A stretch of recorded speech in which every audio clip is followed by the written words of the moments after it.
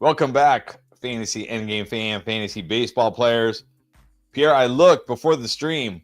We are just 6 weeks away from most leagues entering the fantasy playoffs, which I guess 6 weeks still seems like a long ways away, but baseball terms, 6 weeks is right around the corner. So this is it. This is the push here, right? This is the time, the playoff push, time to get serious. Well, this is it because the MLB trade deadline is just a couple days away, but a lot of fantasy leagues, your trade deadline is right after that, first week of August, maybe second week of August. So, if you want to be serious about shaking things up and making a move, if you need to, pretty much the waiver wire. Yeah, we'll still talk about those pickups and the streamers today, but you're probably not finding a league winner these days just floating out there on the waiver wire, slim pickings. So you got to find other ways to compete. But things always change. Well, maybe one of the other ways you can compete, one of the ways I like to compete, is with some two-start streamers, and that's what we're going to talk about tonight. So let's jump right into it. Now, this guy might be a 1.5-star streamer because there's a chance he's not a 2-star streamer based on the trade deadline. But if he does make both of his starts this week, you got to love Mitch Keller this week. 4 straight quality starts, giving up a total of 6 earned runs over his last 4 games, in which he's gone over 6 innings in every single one of those games, while striking out 20 batters in those 4 games. And then this week, he gets the Giants in San Francisco. He does have to face the Rockies in Colorado, but how scared are we of the Rockies? Now, of course, the only potential concern here is if he gets traded before that second start, he may not make a second start, but it doesn't even matter at this point. Even if he gives you 1 start, isn't it worth it? Yeah, like that. One of the last things I thought would happen this year in baseball season was that I would somehow be like a Mitch Keller truther, but apparently that's happened because I feel like I've talked about him every week for like a month straight now. But it's because not everybody's still catching on. I get it that not every team is active still. Some teams in roto leagues are like, I'm out of it, forget it. But still, Mitch Keller's barely over half owned in like Yahoo. Maybe he's getting closer to 60 these days, 60%. Even in your shallow leagues, you've got to pick him up. He's not had a bad start, like you said, over a month. And he's finally going to be free. No more Pittsburgh, right? Free from the Pirates. May actually might have a chance to win a game. And he won't even know what to do with himself. Like if he goes to the Cubs, he's going to get a lot of hype and attention if that happens. But even if he goes anywhere, then this is why people don't know about it because he's on the Pirates. So look at the stats, great ratios, not a lot of strikeouts. And that's mainly, other than the fact he can't get a win with Pittsburgh, that's probably the other thing that's kept his ownership somewhat low, but still. At this point, you just got to buy into Keller. He should be more than a streamer by this point. I agree. Now let's talk about somebody on the other end of the spectrum. How about a guy with 27 strikeouts in 3 starts in July? I'm talking about young Chase Burns. So that's the good news. You are going to get strikeouts. The bad news is the ERA, the ratios, not necessarily great. He's only gone 6 innings 1 time. And the other bad news is he's got to face the Dodgers and the Braves. Not exactly the easiest of lineups, although I know the Dodgers offense hasn't been lights out lately. But Chase Burns, another guy, I feel like, even if you're not going to start him against the Dodgers this week, Chase Burns needs to be on fantasy rosters, right? Just for strikeouts. And look, I put this on the bold predictions for the second half, or like rest of the season video. Chase Burns leading the National League in strikeouts. It's probably going to happen as long as he's just out there every 5 days. Now, the thing is, the schedule actually doesn't scare me because, yes, Dodgers, okay, they're a big bad offense, except they haven't been that great lately. We already know. Well documented. Freddie Freeman struggles. Mookie Betts struggled. They haven't been that great lately, so he can get by there. And the Braves, still the most overrated offense. They've been bottom 10 most of the season. They're not getting any better. They got guys hurt and all that. But it doesn't necessarily matter because like Chase Burns the other day faced the Nats, who are not an elite offense, and he still give up several runs. So whatever. You're getting the strikeouts. You're risking the ratios. So I guess maybe this depends on what you need, but who doesn't need strikeouts? That's true. Everybody needs strikeouts, and everybody needs to start good pitchers facing the Rockies when the Rockies are not in Colorado. I'm talking about Slade Ciccone this week. Look, he's actually been good. Last 4 starts, he's gone at least 6 innings. Did have that one rough start against the Athletics, but other than that, he's been pretty solid. Now, strikeouts, kind of a mixed bag. Only 2 strikeouts in each of his last 2 starts. But not only does he get the Rockies at home, but then he gets the Twins at home. So great matchup this week. I mean, I think if you're in a quality start league, you got to be feeling pretty good here, and he should be pretty good for your ratios, right? Yeah, I feel mostly pretty good with Ciccone. 3 of the 4 last starts have been quality starts, and even that one start where he did kind of get roughed up, for some reason they left him in for over 8 innings, 8 1/3 innings. So he still ate up innings, even though he wasn't doing that great. That's encouraging. And look, he has the easiest of all the schedules we're going to talk about. I mean, schedule definitely matters, but the Rockies, who might still be selling, and then the Twins, it doesn't get much better. And the Guardians are actually scoring runs themselves these days, so he might get run support. So, it's hard to predict what he's going to do, but I feel pretty good about him overall. All right, and then what about your Marlins? Edward Cabrera. He's done Edward Cabrera things this year, right? Sometimes he's great, sometimes he kills you. But he does, bring some upside to the table, which is nice, and he does get a great matchup this week, or great schedule, I should say. Well, you look at it, you might not think it's a great schedule. I mean, Cardinals, that's fantastic. St. Louis, the 4th fewest runs since the All-Star break. But then the Yankees, you think, ooh, the Yankees. But remember, it's the Yankees without Aaron Judge, right? So not quite as scary here for the Yankees. All right, Edward Cabrera, he's always like, the great unknown. What's it going to be? You put him in your lineup and you cross everything and you hope for the best. What are we getting this week? Yeah, I mean, we're starting to get to that range. Once you get to like the 4th or 5th option on this list, you're pretty much crossing your fingers with all these guys, right? At this point in the season, at least. Cabrera has been mostly consistent, lately. And there's some rumors that he gets traded, which, look, for any other franchise, that wouldn't make sense. A young, controllable pitcher who doesn't have a big contract. But it's the Marlins. Anybody's available. So if that happens, maybe he doesn't get the Yankees. But like you said, Aaron Judge, if he's not in the lineup, it's better. So I think Cabrera, again, I feel like is a relatively safe option this week. At least as safe as Edward Cabrera could be, I guess. Right. All right, now let's go to the other side. Let's talk about a Yankee pitcher. Maybe not one you expected. Not one I've ever heard of, I'll be honest. Cam Schlittler. Not sure if I even pronounced that right. That's an interesting name. He's made 2 starts this year. They were okay. Went about 5 innings in each. Look, he only gave up 3 earned runs and 2 earned runs. Struck out 7 in his first start, 3 in his second. So, okay. But the schedule this week, he gets Tampa Bay away from that Little League field, and then he gets the Marlins. So now I know there's also some risk here that maybe he doesn't get a second start because, Luis Gil could be coming back, or maybe the Yankees go out and trade for a pitcher. But I mean, the schedule's too good to ignore, right? Yeah, I mean, I'm pretty sure he makes his next start. I don't think anything drastic changes before then. So he'll get 1, possibly 2, and that second one against the Marlins in Miami. Yeah, that you should be interested. He's one of those guys where, only 2 starts and getting called up. He's looked pretty good, looked better in the first start than the second start, but a lot of the underlying metrics show that he could do better once he stretches out a little bit more. So I think for the most part, assuming he actually makes 2 starts this week and nothing, happens as far as the Yankees adding an arm before his second start, which is possible. I'm not worried about Luis Gil. I'm not worried about him. And he'll come back eventually, but I'm not too worried about him. I like Schlittler's upside probably a little bit more than Cabrera's. It's just the if factor. That's if he makes a second start.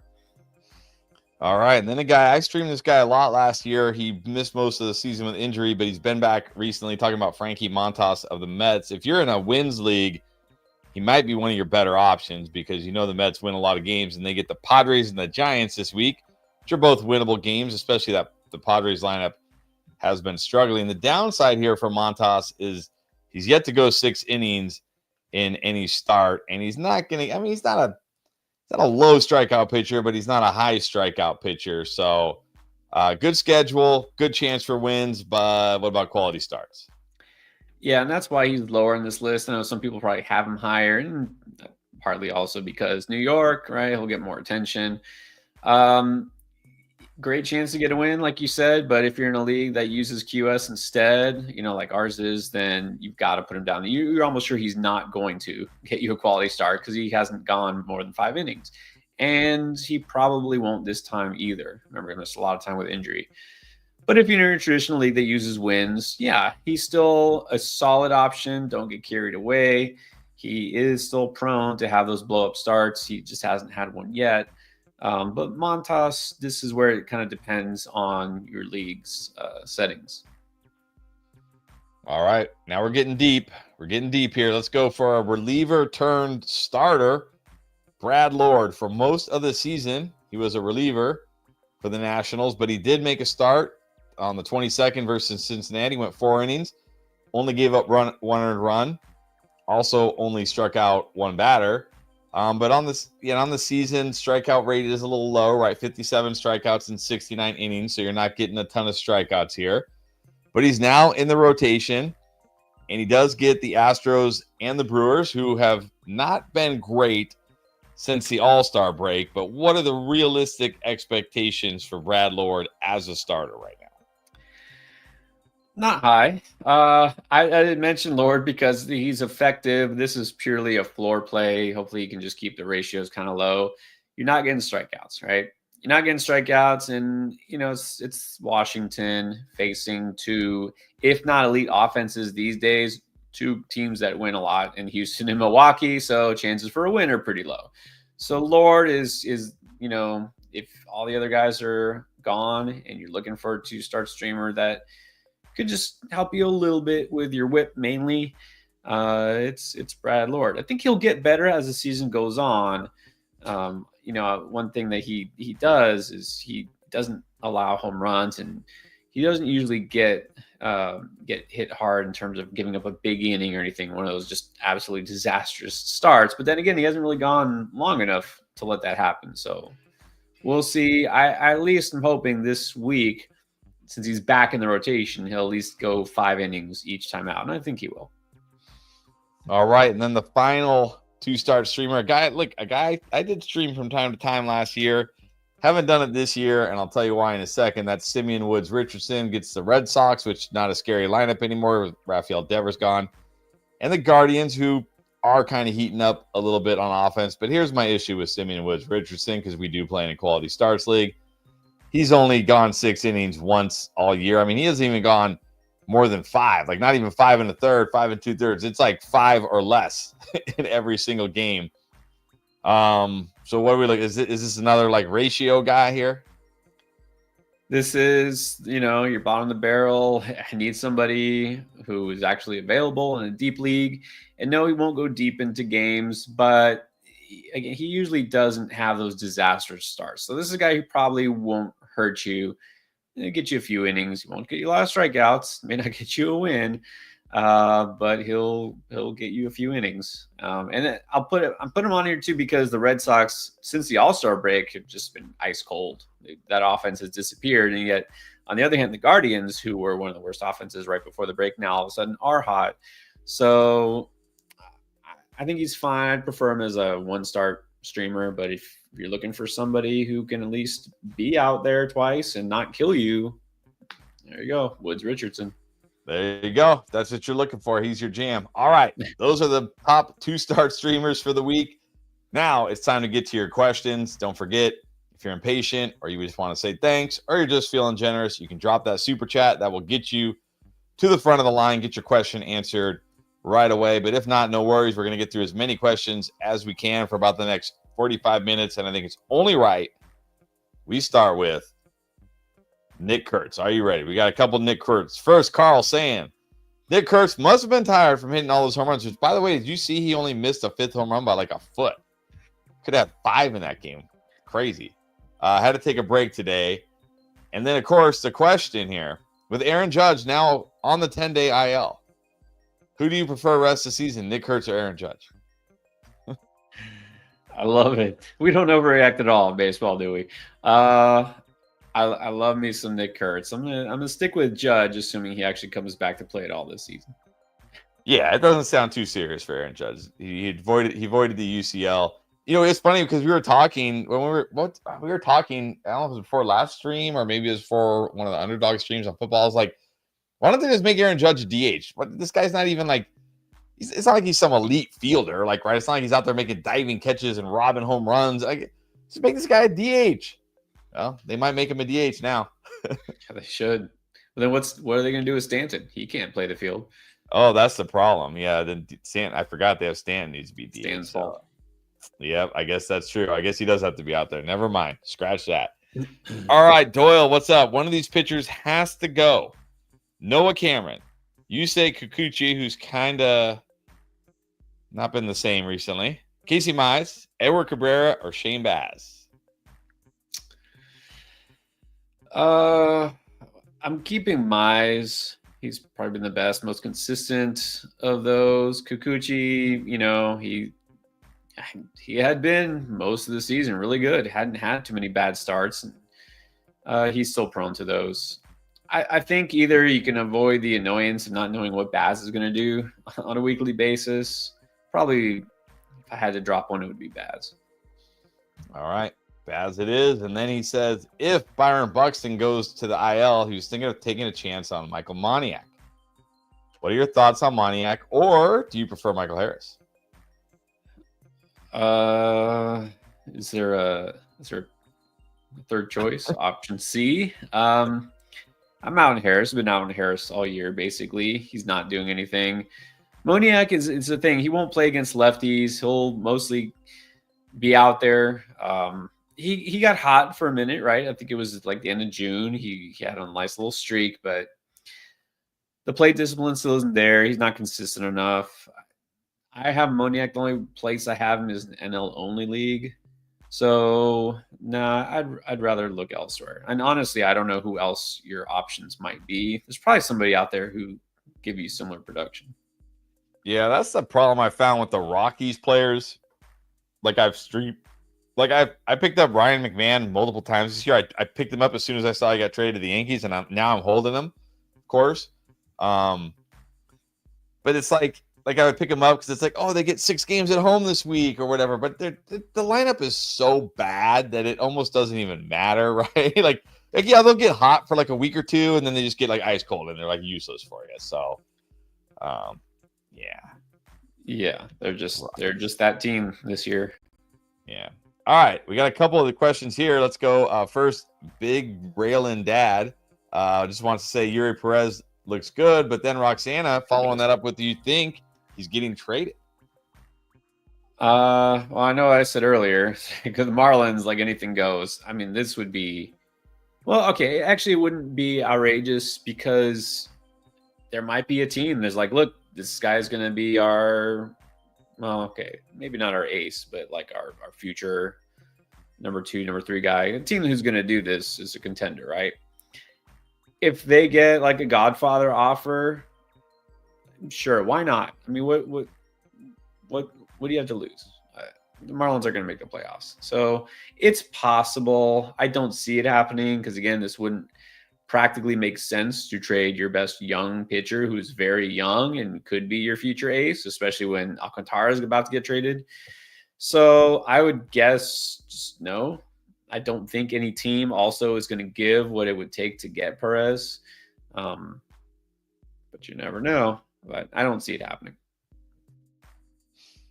All right. And then speaking of Aaron Judge, so yeah, officially on the 10-day IL. So it doesn't sound too serious here. But in the meantime, who is his replacement if there is one? his replacement on the actual Yankees, because you're not replacing him on your fantasy team. Well, yeah, I assume you're not going to find Aaron Judge sitting on the waiver wire, like an Aaron Judge type sitting on the waiver wire. No, it just means unless Nick Kurtz is somehow still out there, maybe you can get Nick Kurtz. Yeah, doubt that's happening now. Like Trent Grisham hasn't been playing every day. Jason Dominguez, they've been kind of mixing and matching. Probably they're just both in the lineup every day, and Stanton's in there every day. So it's probably just more of what they already have. There's not anybody new who's stepping in here, at least nobody of consequence. And now that they've got McMahon at third, that solidifies that infield position. They did just trade for Ahmed Rosario, which that's just a utility guy, like Swiss Army knife type of player. So, yeah, his replacement's just whoever's already on the squad. All right. And then F's got a couple questions. They're the same question, but different players. Is it too early to drop Joe Boyle? Not too early to get our first Joe Boyle question. I love that we got it. No, too early. I don't know that there was ever a deadline for this. All right, what about this one? What about Chris Bubich? He's got a rotator cuff strain. Hasn't been as good lately as he was at the start of the season. Is it too early to drop him? Well, unfortunately, I thought this might happen with Bubich because there was concerns about his innings, coming into the season. Look, if you got him and he's on the IL, put him on the IL. I don't think you need to drop him if you can afford to stash him. It's not looking good. I'll put it that way. I mean, I don't think he's undroppable, but I typically like to wait until I have a firm timeline, and if you wait a week or two and they're like, still no timeline, then okay, you're dropping him anyways. So generally speaking, with a pitcher who's been performing well, if I can stash him, it doesn't make me have to drop somebody else who's really valuable in the IL, I would rather keep him until I know for sure. All right, now let's go to Naftali. What's up? Brandon Woodruff. Is he a sell high? And if so, who'd you be looking to get in return? No, I don't think he is a sell high. I mean, props to him. He's looking just like he did before all those injuries last time he pitched. I think this is legit. He came back stronger and better than I expected, to be honest. So, no, I would hold him. All right, and then James, what's up? James wants to know best rest of season second baseman in a week-to-week categories league. Mookie Betts, Jazz Chisholm, Luis Arias, or Mikael Garcia. All right, let's get him out of there. Come on. He's not the best anything. Come on. Is he even hitting for average? He's not even hitting for average this year, right? No, he's not even hitting 300. You better be hitting 330, 340 if you're coming with that weak swing. Right, exactly. Out there slapping the ball, can't even get a hit.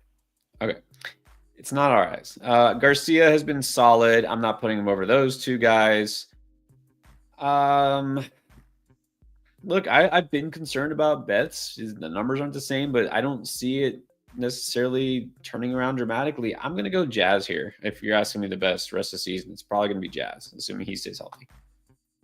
All right, and then N6 RCS, what's up? He just dropped Reese Olson to pick up Edward Cabrera. Was that a good move? And also, we talked about Aaron Judge on IL. Is there any chance now that Spencer Jones will get called up? Yeah, a lot of hype on Spencer Jones. He's been hot at AAA, but the thing is, he still does strike out a lot. He's still got that risky profile. He's not exactly an asset on defense, so I don't think they're going to count on him down the stretch. I haven't heard any word on Spencer Jones, but I'm still skeptical. Let's put it that way. Drop Reese Olson for Cabrera. I think that's fine. It's mostly lateral. All right, let's talk about a couple busts. I know you're going to probably talk about one of these guys tomorrow. Robert wants to know, what are your thoughts on the ghosts of Freddie Freeman and Yordan Alvarez? Would you buy, sell, or hold these guys? Well, Freddie Freeman has been discussed at length. I think it was a week ago or so. I think I actually put him on the thumbnail.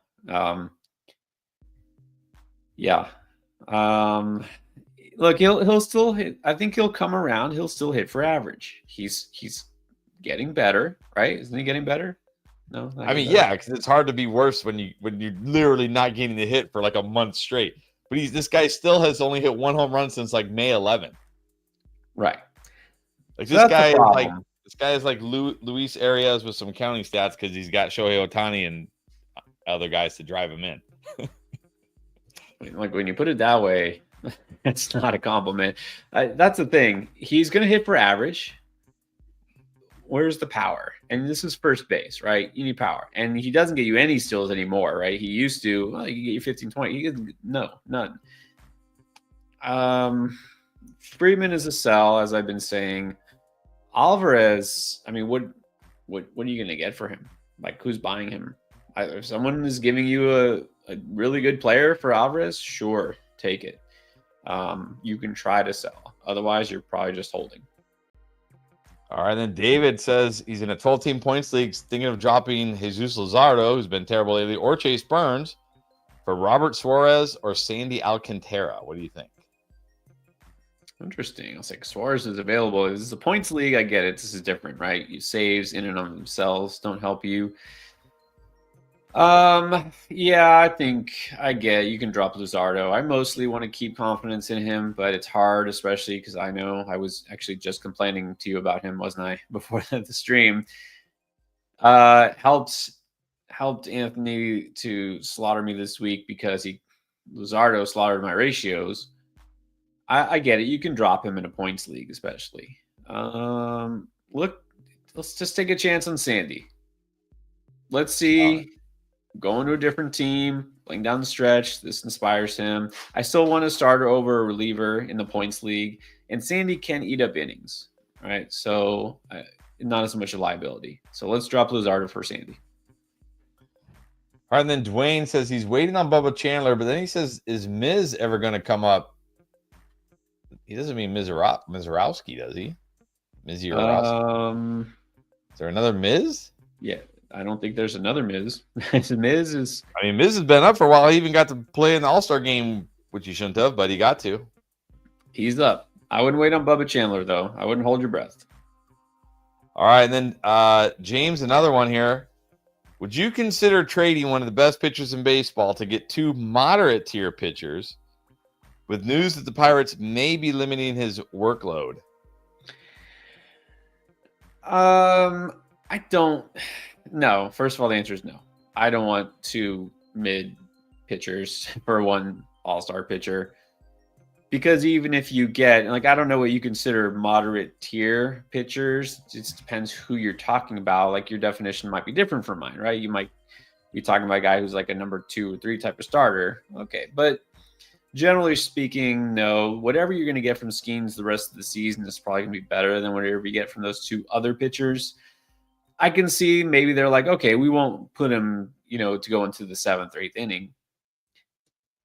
Even though it really doesn't matter because they don't win anyways when he's out there. As long as he goes 5, let's say 6 innings, he could qualify for a win. He could get you a quality start. So, no, I'm not doing this. All right. And then Keith says he does not have an ace. So he's kind of the opposite of James here. He's looking for an ace. So here, James, I found your trade partner. Here you go. Keith. James meet Keith. Keith meet James. Make a trade. Because he wants to trade 2 of these middle tier pitchers for an ace. So if you were going to package 2 of these pitchers to try to get one, who would it be? Brandon Woodruff, Yuri Perez, Ranger Suarez, Andrew Abbott, Chris Bubich is now hurt, Spencer Strider, Logan Webb. Is he a mid-tier pitcher? Ryan Nelson, David Peterson. I mean, Webb has been an ace this year. I mean, he's borderline ace anyways. I would consider him an ace. And Strider, the rest of the season, could definitely be an ace. Bubich, of course, you can't do anything with because he's on the IL now.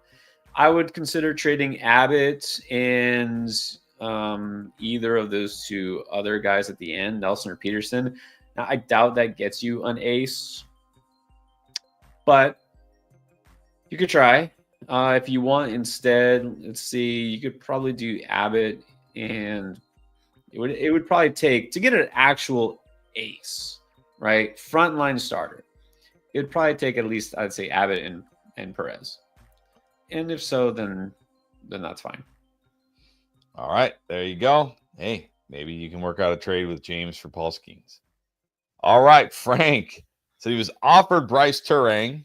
He also has Brandon Lowe for Jason Adam in a saves and holds league. He's currently rostering Angel Martinez at second base. Is Adams a closer if Robert Suarez gets traded?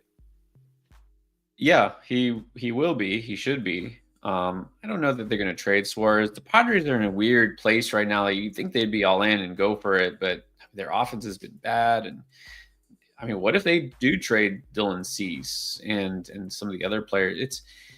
It's kind of weird. Their season has not gone as expected. I get Adam is very valuable in a save and hold league. This is true. If Angel Martinez is your second baseman, yeah, I want Bryce Turang. I would do this. And even if Adams becomes a closer, Jason Adam becomes a closer, that doesn't make him more valuable in a save and hold league because he's just getting saves instead of holds. So I would take Turang. All right, take that deal. All right, Roxana, because we have had a couple trades so far. What about Josh Naylor? He now gets protection from the greatest hitter in baseball. How does that affect him? How does that affect him fantasy-wise?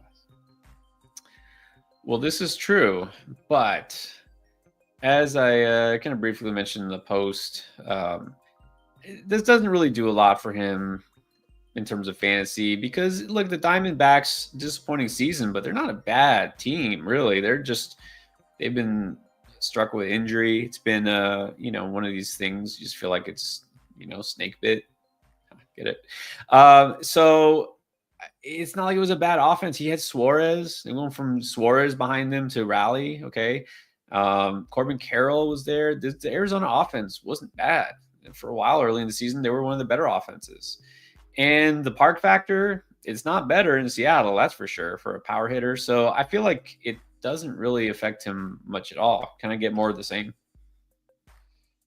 All right, and then back to Neftali. He's tired of William Contreras. He's tried to trade him away, but no one bites. But apparently, Adley Rutschman, Carlos Alvarez, Shea Langeliers, Tyler Stevenson, Sean Murphy, Ben Rice, Francisco Alvarez, and Baldwin are all available. Well, yeah, if those guys are just out there, then why would somebody trade for a catcher? Right. Hey, look, right now, I pick up Baldwin, start him until Rutschman comes back, and if Rutschman comes back and starts hitting, pick up Rutschman. All right, there you go. All right, Drew Scalosas wants to know: is it time to drop Joe Adele? He's been ice cold. But I mean, I can't do it. It's how can you drop a guy with 21 home runs and 6? I can't do it. I'm just too worried he's going to heat up again. Who goes in? I guess these guys are just out on waivers. Like drop Joe Adele for these guys. Jackson Merrill, who we talked about before the stream, who you think like Jackson Merrill, I got to pick him up. And then you realize Jackson Merrill has 30% of the home runs Joe Adele has this year and also has less stolen bases than Joe Adele this year. Wow. Yeah. Terrible. McCain or Ozuna? I mean, look, it sounds crazy, but no, I would just keep Adele. He could binge again. Jackson Merrill, is he going to hit any home runs like at all? No, he hasn't been. McLean, I guess Matt McLean, is he better than Joe Adele? Honestly, is he better? I don't think so. Ozuna, no, I don't think I would. I understand you're tired of Joe Adele, but are these guys actually doing anything? Forget the name, forget where they were drafted. Look at the stats. Past month, have they been statistically better? They haven't. If you want to take a chance on Merrill, at least he hits for average, right? Well, this is true. But you're sacrificing power, and steals for average. So I guess you can average. What is he batting? 262 this year? I mean, I don't think Jackson Merrill should be on the waivers. But I think I'd rather just put Joe Adele in and get the occasional home run than the occasional 1 for 5 with an RBI game from Jackson Merrill. This is coming from somebody who drafted Jackson Merrill, by the way. Right. Currently has Joe Adele. All right, Victor wants to know, he got offered Carlos Estevez for Jack Flaherty. Would you do it? No. Here's the thing. Carlos Estevez very well could be traded. If he gets traded, you assume he's the closer for whatever team trades for him, but it doesn't always happen that way because he could get traded as depth to a team like the Yankees, who already have a closer, or the Dodgers, who have like 3 different guys that could be the closer and sometimes are the closer. You know what I mean? So this is not the time to trade for a guy like Estevez. This is the time to do what the guy who offered you this trade is trying to do, is to trade him away. So no. All right. And then Benjamin. Good Sunday, gentlemen. Good Sunday to you. He's in a 14-team roto head-to-head league. He's got Max Muncy on the IL, the Dodgers Max Muncy. Addison Barger currently in the lineup, but Royce Lewis just out there on waivers in a 14-teamer. So what's his best option for third base rest of the season? Would you drop Barger for Lewis? I'm going to tell you to pick up Royce Lewis. Man, Barker's been solid. I like Barger too. It's a 14-teamer. I don't know if there's anybody else you can drop. I would rather drop somebody else, but again, I don't know who else you got. Because Barger, if I remember, let me check. He can qualify at outfield too, doesn't he? At least maybe. I don't know what platform you're on though. Right, depends on the platform. He does qualify at least in Yahoo outfield. So I'm going to say Lewis first. I'd rather keep Barger, but if he's your worst player, then I guess that's fine. All right, and then F saying Dodgers have announced they will be a 6-man rotation once Snell gets back. So is Dustin May or Sheehan going to be the odd man out when that happens? The way things are going, it should be May. He has not been great since the first month. You got to think about this too. Talk about protecting their arms. Dustin May missed a lot of time coming back. It would probably be smart to limit his innings anyways. So I would think May would be the guy that gets bumped. But let's be real here. At some point, one of these Dodgers, I don't care, 6-man, 7-man, someone's going to get hurt anyways again. So they're going to have to use them both. Are you saying the Dodgers are cursed in pitching? Cursed with their pitchers? Yeah. All right, Frank saying he's hearing rumblings that Emmanuel Clase might be traded. If he does get traded, will he still be the closer on his new team? Right. Now, this is a guy who, if he gets traded, is going to be the closer. Like Carlos Estevez, David Bednar, it depends, right? Probably, but not necessarily. Clase is going to be the closer, which is why I've been saying for like 3 straight weeks, you might want to, just in case, pick up Cade Smith. It doesn't mean he will get traded, but hey, it's possible. So wherever he goes, he's going to be the guy. All right. And then Ethan, speaking of Royce Lewis, who do you like in a points league? Royce Lewis or Jordan Westburg? He's currently got Jordan Westburg. Well, who do you have at second base? You could put Westburg at second and Royce at third. There you go.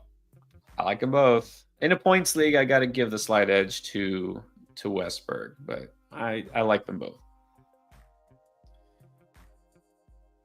All right. And then Carl wants to know, with his injury, is Felix Bautista now droppable? I think so. He had been limited. Talk about, again, limiting innings and all that.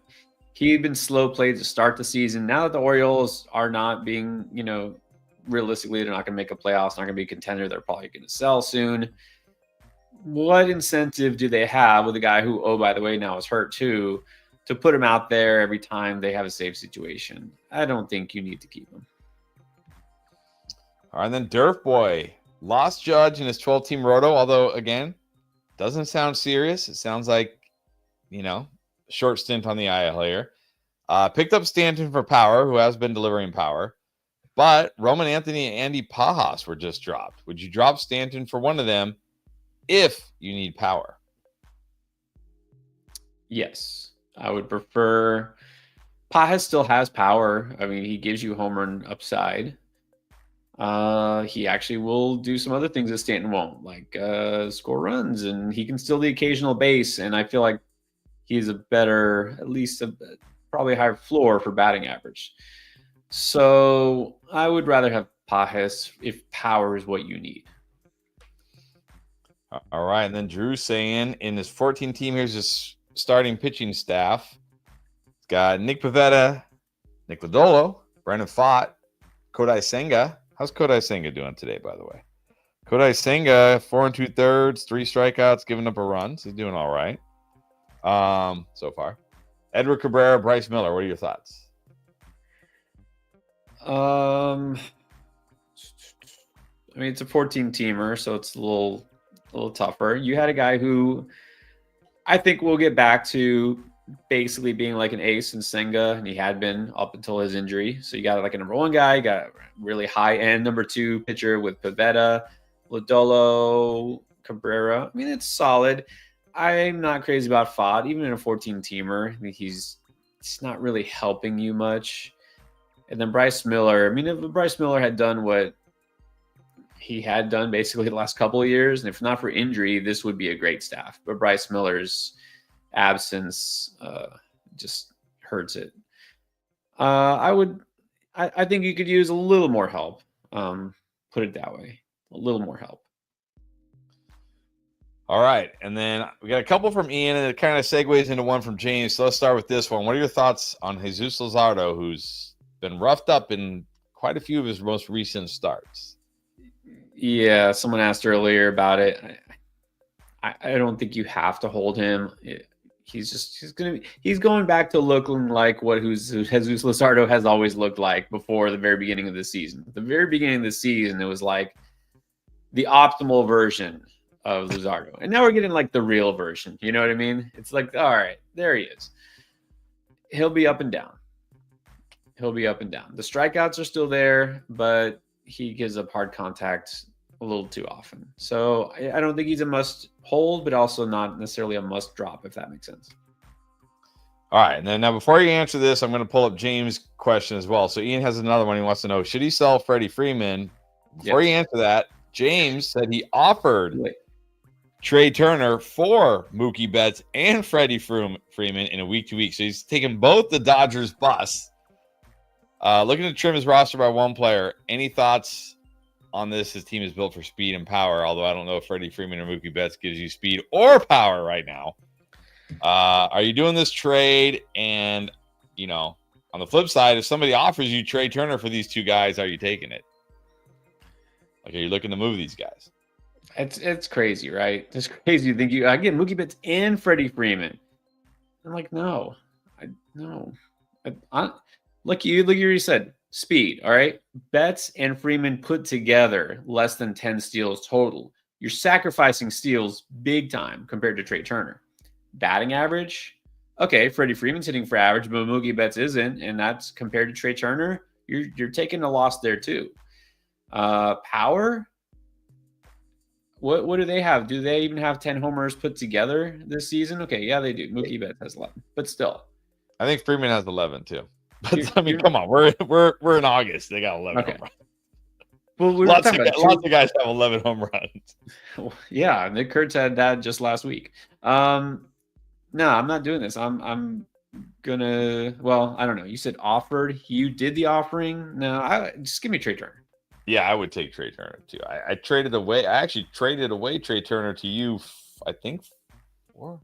Is that Freeman? And I think it was Turner and Jake Berger for Freeman and somebody else. And yeah, I just wish I had Trey Turner back. I mean, Trey Turner hasn't even been like incredible or anything, but at least he's solid. Well, he's been pretty good. I guess that's true. If you don't care about home runs, he's been good. Buy low. Okay, you buy low when not only the price is low, but when you expect it to spike and go back up. I wish I could say that I expect that from either of these guys, but I don't. So sometimes buy low just means you get what you paid for. Which is low. All right, Frank, closer talk. Kevin Ginkel, who was kind of like, a hot closer du jour last year. Is he going to do it again? Is he going to get most of the save opportunities in Arizona? Probably, but while he does it, he's going to get you an ERA of like 9. He's going to have like 5 saves and like 3 blown saves. And you know what? The Rangers, the Diamondbacks, let's see who else. Some of these, the White Sox. The Phillies have a closer? Who? The Phillies? Yeah, I don't even care who the closer is. Just, I don't care. No. All right. With another drop question. Is Cags a drop? or do we wait? I'm going to wait with too much upside. You can stash him on the IL, stash him. Look, if you want to drop Bubic instead of Cags, I would do that. All right. Somebody got fed up and dropped Yordan Alvarez to the waivers in a 12-team points league. Should he be picked up? Are we going to see him back at some point? I feel like we have to. Look, if you can stash him, I guess, as long as you keep your expectations low. Last I saw, there is no timeline on a return. No timeline. So just keep that in mind. You could be holding him indefinitely. And apparently I jinxed Kodai Senga because right after I talked about him, he gave up a 2-run bomb. But hey, he made it through the inning at least. It's real. The announcer jinx is real. Now announcer jinx is real. All right, back to N6 RCS. Someone dropped Sal Frelick as he's been reactivated, which I always find funny when people have these guys held, and then they get activated. Like, yeah, crap. I don't have room for you. Get out of here. All right, is he worth adding?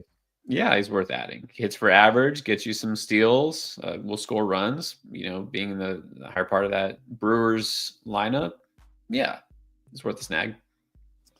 All right, Benjamin's got quite a few players on IL and a 14-team roto. He's got Max Muncy, Luke Keyshaw, Yordan Alvarez, and now Chris Bubic. Any of these guys worth dropping or just keep holding? In a 14-teamer, you want to be a little more patient. In this kind of format, yeah, I'm going to hold on to Alvarez. You hopefully won't have this problem for long because Keyshaw should be activated soon. And I just said you should add Keyshaw. So, if you want to drop Muncy, he's still going to be a couple of weeks away. And even though when he comes back, is he an absolute must start? Not necessarily. But right here, right now, the one I would drop, if you're going to have to drop one, it probably would be Bubic. All right, then back to Doyle. This time a question. Would you rather have Brian Reynolds or TJ Friedel rest of the season? I'm going to stick with Reynolds, hoping he gets traded. He might not get traded. So I'll just say right now Reynolds. And if he doesn't get traded, then you just go back to Friedel. All right. And then Victor, back to Mookie Betts. It's time to trade Mookie, but do you think you could get somebody like Nathan Eovaldi for him? You should. There's certain players, just the name, right? The name value. Someone will take a chance. Yeah, I think you could and should. All right. And then Frank wants to know, I think you talked about this guy in your waiver wire video. So in case Frank must have missed it, I don't know how you don't watch the waiver wire video, Frank. But since he didn't, let's help him out. What are your thoughts on Colson Montgomery? Worth a pickup. He's been hot since the break. I'll sum it up for you. Exceeded expectations because even in AAA, he wasn't looking that great. And ever since he got called up, he's like, all right, here we go. Here's the best version of me possible as a rookie on a horrible team, hitting actually for a decent average, and he's got the power. He's going to start every day. So yeah, definitely worth adding. All right. And then Keith wants to know, why is Brandon Woodruff having a better comeback than Spencer Strider? Although I feel like Spencer Strider has kind of been really good lately. Yeah, Strider. Well, Woodruff, his injury is, I guess, his serious injury is a little farther in the rearview mirror, if that makes sense. He's missed more time. Strider came back, remember, sooner than people expected. A little less than a full year, and he's getting it together. He's definitely been better. I think he's going to be an ace down the stretch. But I think that's why Woodruff had a lot more time to ramp up, and he was supposed to come back sooner. Just he had a little minor setback and this and that, whatever. But I think that's why. All right, and then we got Ian again. It's an 8-man league. Starting pitcher Hunter Brown, Framber Valdez, Jacob deGrom, Tyler Glasnow, your boy Jesus Luzardo, Chris Sale on IL. Has got Munoz, Miller, Chapman, Suarez, I guess, on his bench. Would you target another starter? Well, in this format, it's an 8-man league. Again, your rotation looks really good, as it should for an 8-man league. This is where okay, Luzardo doesn't need to be here. And Sales in the IL. So yeah, I would target another starter just because you don't want to have to deal with the headache of Luzardo. And then that leaves you with 4 good starters. But what if DeGrom starts getting his innings restricted? It's very possible. And then, you know what, your rotation isn't looking that great. And Glass now, it's sort of made of glass. So I would go for one more starter. It doesn't have to be high-end, frontline, number 1 starter, because you already have high-end talent, but maybe somebody else who's a little bit more like a stabilizing force there. All right, and then Orlando, which injured pitcher do you want? Drop Tanner Scott for Bautista. Unless that's Jose. Is that different Bautista? Well, it must be Felix Bautista. Yeah, not both good these guys are hurt, right? Aren't both these guys hurt? Yeah, they're both hurt. So I would drop. You know what you could do is you could drop Scott if you want. Pick up somebody else. I don't know who's available on your waiver wire right now, of course, but this is a good time to add those guys who are going to possibly be closers, like Carlos Estevez of the Royals. Somebody asked about him. Okay, so if he gets traded, what do the Royals do? They got Lucas Erceg, who has closed a little bit before with the A's. He's the closer now.